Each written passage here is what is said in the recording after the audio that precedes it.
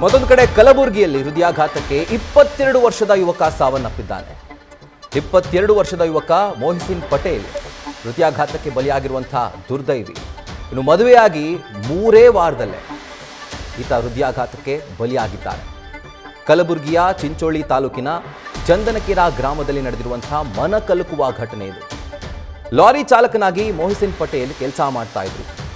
ಮೊಹರಂ ಹಬ್ಬದ ಸಲುವಾಗಿ ಅವರು ಚಂದನಕೆರಾ ಗ್ರಾಮಕ್ಕೆ ಬಂದಿದ್ರು. ಇನ್ನು ಮನೆಯಲ್ಲಿ ಅವರು ಇದ್ದಕ್ಕಿದ್ದಂತೆ ಕುಸಿದು ಬಿದ್ದಿದ್ದಾರೆ. ತಕ್ಷಣವೇ ಆಸ್ಪತ್ರೆಗೆ ಅವ್ರನ್ನ ಸಾಗಿಸುವಂತಹ ಮಾರ್ಗ ಮಧ್ಯೆಯಲ್ಲಿ ಮೊಹಸಿನ್ ಪಟೇಲ್ ಸಾವನ್ನಪ್ಪಿದ್ದಾರೆ. ಕಲಬುರಗಿಯ ರಟಕಲ್ ಪೊಲೀಸ್ ಠಾಣಾ ವ್ಯಾಪ್ತಿಯಲ್ಲಿ ಈ ಘಟನೆ ನಡೆದಿದೆ.